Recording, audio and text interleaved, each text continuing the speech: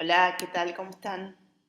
Bueno, vamos a hablar un poco de la simbología celta. Vamos a ver qué símbolos podemos rastrear hasta grabados en piedra que se dan en los asentamientos de los celtas. Y vamos a ver qué símbolos surgen luego que pueden haber sido transmitidos a través de las generaciones, pero que no podemos encontrar y comprobar que era un símbolo que esta cultura usaba. Uno de ellos, sorprendentemente, es el árbol de la vida, ¿sí? No lo podemos rastrear hasta ningún documento en piedra. Yo les digo documentos porque documentan eh, algo, ¿no? O sea, son prueba empírica de algo. Uno de ellos, sorprendentemente, que no podemos rastrear verdaderamente hasta lo que es la cultura celta, al menos en la forma en que ahora se lo muestra, es el árbol de la vida. Vamos a ver igual su significado y vamos a tratar de interpretar por qué no lo podemos encontrar en el origen de estas piedras y estos grabados de esta cultura. Bueno, vamos a empezar con la triqueta, es mi favorito. Para mí es uno de los símbolos más bellos, estéticamente hablando, de todo lo que son las culturas ancestrales. Me encanta la síntesis de este símbolo y me encanta lo que transmite, ¿sí? En realidad, la simbología de este símbolo es esto del crecimiento perpetuo, del aprendizaje evolutivo. Ellos creían en la reencarnación como todas las culturas ancestrales. Todas las culturas ancestrales tenían la creencia de la reencarnación. De hecho, es el cristianismo, y no el cristianismo inicial, sino un cristianismo más nuevo, ¿sí? Porque el gnosticismo, que son los primeros cristianos, creen en la reencarnación, tienen esta creencia, sino que es recién un cristianismo más posterior que empieza a hablar de este espacio por encima de nosotros donde no existiría la vida. Así que bueno, todas las culturas ancestrales, como les digo, tienen símbolos que hablan de la vida eterna y este es uno, que es el símbolo celta, que se llama triqueta. Algunos también le dicen trisqueta. También se confunde mucho con el trisquel, ¿sí? Son nombres que se confunden, en algunos lados los vamos a encontrar mal denominados, pero bueno, se llama triqueta y son tres lados, ¿sí? Como conformando una trinidad. Fíjense que es una cinta continua que no se detiene. Es muy parecido a la cinta del infinito que nosotros conocemos en la cultura occidental y también al uroboro que conocemos del hermetismo. Ahora vamos a ver igual otro símbolo que ellos utilizan, ¿sí? Que se asemeja al uroboro. Pero bueno, esto también tiene, digamos, la triqueta también tiene esto de ser un enlace continuo donde no puedo identificar el principio y el final, enlazado también al círculo que es la rueda del tiempo. Así que bueno, eso es lo que está simbolizando, que los tres tiempos ocurren en paralelo. Piensen que todas las culturas ancestrales tenían otra noción de la que nosotros tenemos del tiempo. Nosotros pensamos en el tiempo como un vector que va hacia adelante, porque así nos lo dibujan en los centros educativos, y ellos concebían el tiempo como algo circular y contaban distintos ciclos de distinta duración de tiempo, digamos, ¿no? O sea, estaba el día, que era el ciclo solar, ¿sí? Se esconde el sol y nuevamente vuelve a aparecer al día siguiente, digamos, ese era un ciclo para ellos que tenían identificado. Luego tenían identificados los ciclos lunares en función de las fases de la luna. También tenían identificados todo lo que son los ciclos de las constelaciones y así iban identificando ciclos. También otro ciclo que era importante para ellos era el ciclo de 33 años, el ciclo lunisolar, donde se sincronizan el sol y la luna. Tenía identificados ciclos en función de ver cometas que pasaban por el cielo. O sea, todas las culturas ancestrales vivían mirando al cielo y contabilizaban ciclos y los iban documentando. Por eso, para ellos, el tiempo era circular, porque habían identificado esto de que los ciclos eran reiterativos en todos los casos. En todos los casos veían que ese ciclo volvía a iniciarse, ¿no? Depende, digamos, independientemente de la duración de tiempo. Bueno, en cambio para nosotros, como tenemos una concepción más intelectual del tiempo y no empírica, digamos, que no se constata en la realidad, sino que es abstracta, vamos contando el tiempo en años y vamos sumando años con lo que hace que nosotros consideramos el tiempo como un vector que va hacia adelante. Bien, entonces entendiendo esto, vamos a poder comprender el símbolo, esto de el círculo, la rueda, donde no se puede visualizar un inicio y un final, y esta trinidad, ¿sí?, que también está enlazada, enlazando los tres tiempos que ocurren al mismo momento, ¿sí?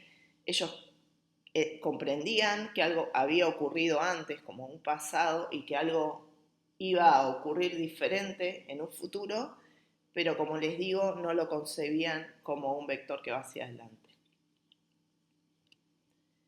Bueno, la podemos encontrar grabada en piedra y fíjense que hay una diferencia con el símbolo que se grafica ahora, que es que en general la triqueta se colocaba dentro del círculo de la vida, ¿sí? También la podemos ver en una cruz, ¿sí?, en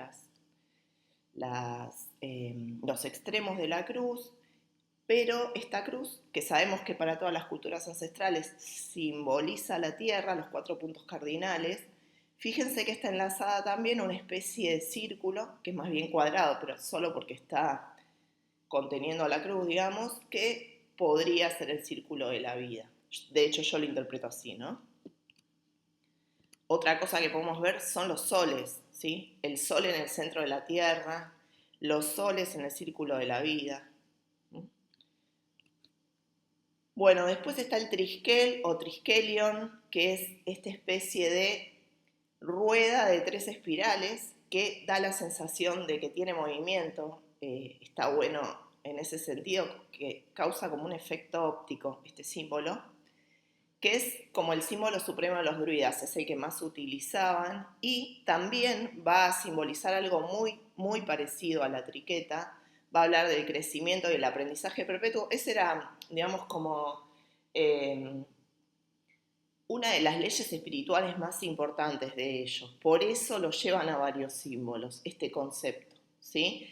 Pero en este caso habla más de crecimiento por esto de la espiral que se va desarrollando hacia adentro, ¿no? Y es como, si se fijan, la contraforma blanca de la espiral también conforma otra espiral. Es como esto de el movimiento, el crecimiento en función de algo que se mueve, ¿no? La otra vez escuchaba alguien que hablaba de el origen de la palabra emoción y era emotion, ¿no? O sea, que contenía movimiento. Bueno, esto está vinculado al crecimiento, ¿no? El crecimiento es cambio, es movimiento y la espiral es uno de los símbolos más importantes en todas las culturas ancestrales de esto, justamente, del movimiento, porque si pudieron ver algo de geometría sagrada, si quieren también yo tengo un video en uno de mis canales. La espiral es uno de los patrones de crecimiento en la naturaleza. Así que por eso se identifica o se vincula simbólicamente desde todas las culturas con este tema de el crecimiento, el cambio. Bueno, acá podemos verlo grabado en piedra y también vinculado al círculo de la vida o el ciclo solar, ¿sí? Este círculo que rodea estos símbolos tiene que ver con el tiempo, nuevamente. ¿Sí? Para ellos piensen que, ¿por qué simbolizaban tanto el tiempo las culturas ancestrales? Bueno, porque para ellos era una cuestión de supervivencia, el tema de contabilizar el tiempo y prestar atención al tiempo, ¿sí? Así podían ellos prever el tema de las cosechas, era su alimento, o sea, había un montón de cuestiones que los llevaban a estar casi obsesionados por el tiempo porque tenía que ver con su supervivencia. Bueno, después tenemos el Lauburu, que es un símbolo muy, muy similar a todo lo que conocemos nosotros como la esvástica. Y este símbolo siempre hablo largamente de él porque es un símbolo que está muy distorsionado, o por lo menos su comprensión. Este símbolo es el símbolo del Sol negro, o sea, la fuerza magnética del centro de la Tierra. Casi todas las culturas ancestrales identificaban que el Sol y la Luna se mueven en función de algo que les aporta energía, ¿sí? Y de hecho, por ejemplo, Sumeria o Egipto hablaban de el sol negro, y en el hermetismo y la alquimia también se habla del sol negro, o sea, la alquimia habla abiertamente de de este astro, podemos decirle astro o podemos decirle como queramos, ¿sí? De esta fuerza, por ahí para ser más exactos, a la que ellos llaman Sol Negro y que sería quien le aporta la energía al Sol y a la Luna para que hagan el movimiento del analema solar todos los días por el cielo, ¿sí? Para que recorran el cielo de este modo. Entonces, este gráfico, que lo vamos a ver en todas las culturas, tiene que ver con esto. Después hay un montón de tergiversaciones nuevas, relatos acerca de este símbolo, por ejemplo, de que cuando lo toma el nazismo, que de hecho sí lo toma porque es un símbolo para ellos de poder. Piensen que si pensamos en algo que otorga la fuerza al Sol y a la Luna, que son quienes permiten que la vida pueda darse en esta dimensión que nosotros habitamos, es como el máximo símbolo de poder, ¿sí? O de poder a nivel energía, ¿no? Entonces, decía que el nazismo lo toma sabiendo lo que simbolizaba, que era el símbolo del sol negro, y lo que se relata es, bueno, lo toma el nazismo, invierte digamos, el sentido del giro del símbolo, y podemos ver, si ustedes googlean, por ejemplo, hinduismo, esvástica, van a ver un montón de grabados en piedra, solo de esa cultura, donde este símbolo gira en ambos sentidos. Son relatos que incluso aparecen en libros de historia y que son falsos, ¿sí? La manera más simple de ver que son falsos es ir a la fuente. Bueno, vamos a ver en piedra cómo está grabado este símbolo y vemos que está grabado en los dos sentidos. En todas las culturas se usaba este símbolo y en todas las culturas en general con ambos sentidos, hacia la derecha y hacia la izquierda. Así que bueno, por eso siempre me detengo a hablar de este símbolo, porque es como que nosotros nos queda el símbolo fijado en, bueno, eh, Europa, ¿no? Alemania, que lo utiliza para, como les digo, para este movimiento político, pero es un símbolo que es muy anterior y que tiene un significado muy profundo de poder para ellos, ¿sí? Para todas las culturas ancestrales. Bueno, acá lo hemos grabado en piedra. Después están las serpientes enlazadas. Yo lo más parecido que puedo encontrar es esto, ¿sí? Son serpientes y dragones en forma de uroboro enlazándose, mostrando una polaridad, ¿no?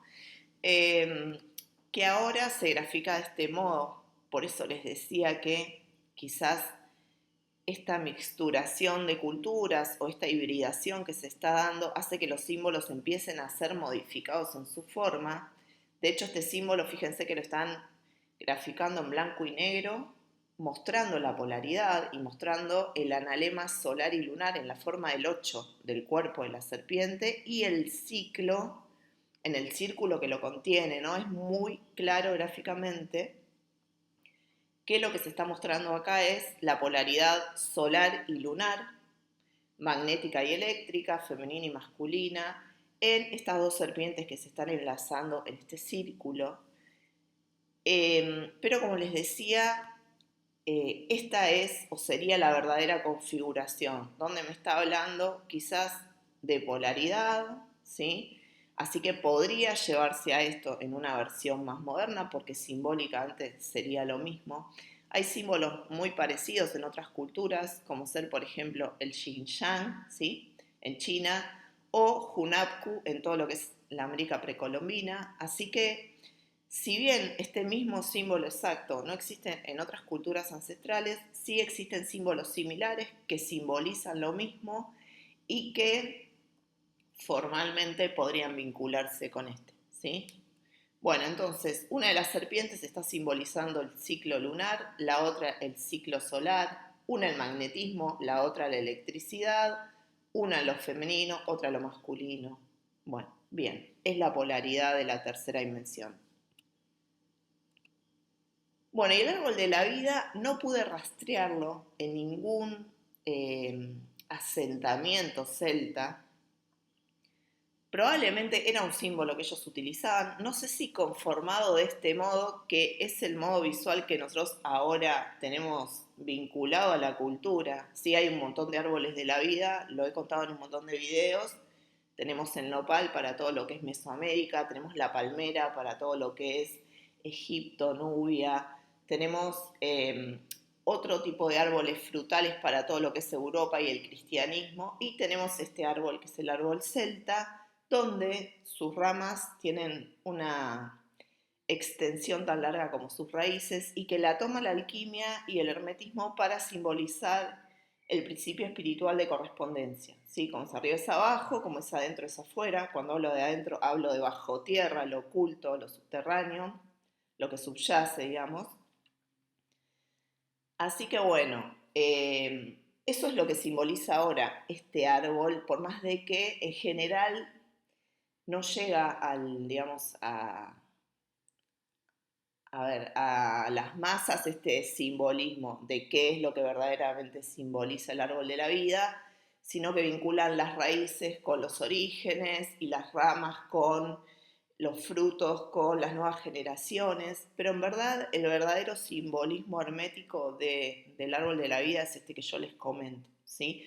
Por eso sus ramas tocan el círculo, ¿sí? De la vida, o sea, tocan el círculo, el cielo, y sus raíces llegan hacia el extremo inferior, al infierno, ¿no? Esto de el adentro y el afuera, el arriba y el abajo, vinculado con el tronco, que es lo que lo une, o los une estos dos espacios, ¿sí? Interno y externo, y el movimiento celeste con lo que ocurre en la Tierra. Así que bueno, otro que no pude encontrar y que por su forma les puedo decir que este símbolo no es original de la cultura celta. Nosotros que estamos acostumbrados a ver formas, ¿sí? Y analizar cómo una cultura se expresa visualmente. Fíjense que todas las formas de esta cultura son básicamente redondeadas, ¿sí? Utilizan mucho las curvas, los enlaces, los nudos, ¿sí? Las cintas que pasan unas sobre otras. Además tienen una grilla constructiva, que quizás en otro video voy a hablar de eso. Yo les puedo decir que este símbolo no es original de la cultura. Es una reedición probablemente de algún otro símbolo o quizás una reedición de este símbolo, ¿sí? Vinculado con este. Pero no es original de la cultura.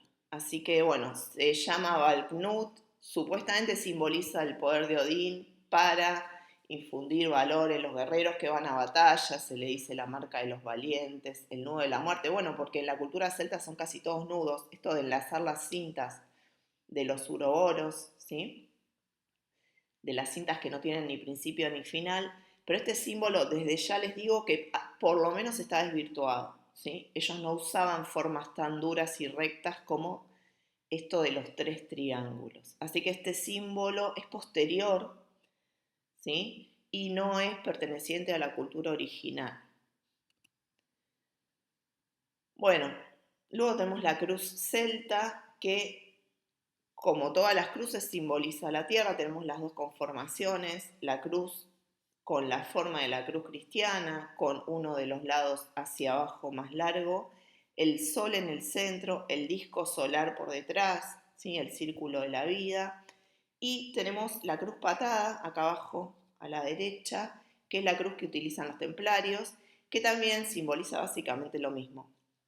Las cruces, tengo un video si lo quieren ver en mi canal de simbología, simbolizan los 4 puntos cardinales, los espacios vacíos, los equinoccios y los solsticios, y el sol siempre va a aparecer en el centro, hasta que luego va desapareciendo las nuevas, digamos, eh, interpretaciones de las cruces, pero si se van a las culturas antiguas, digamos, ancestrales, van a ver que el disco solar está siempre presente y que muchas veces está rodeada por este círculo, que es el círculo de la vida, el tiempo, ¿sí? Bueno, y por último quería hablar de las runas, esto de asociar ahora a las runas con hechizos, con considerarlos una especie de talismanes de protección. Bueno, con respecto a eso quería decir dos cosas. Una es que se lo empieza a asociar con las letras, ¿sí? Como esto de buscarles un sonido o asociarlas a un sonido. Hasta ahí vamos bien. Y luego con conceptos, ¿sí? Lo del sonido, bueno, bien. Vamos ahora a los conceptos. Cuando la New Age le otorga un concepto a cada una de las runas, otorga conceptos que ellos ni siquiera concebían, ¿sí? Por ejemplo, éxito, lo podemos ver acá, ¿sí? Success, bueno, no lo sé pronunciar bien, pero habla de un éxito a nivel fama o reconocimiento exterior, ¿sí? Masivo, que estas culturas no manejaban ni siquiera ese concepto. Podemos encontrarlo en un montón de casos, ¿sí? Donde aparecen conceptos que no tenían nada que ver con cosas que pudiera concebir esa cultura, ¿no? Entonces, ahí ya nos damos cuenta que acá hay una mano de hibridación cultural que está interviniendo y dando sentido falso a símbolos que son originarios. Tampoco usaban las runas como hechizos las culturas ancestrales.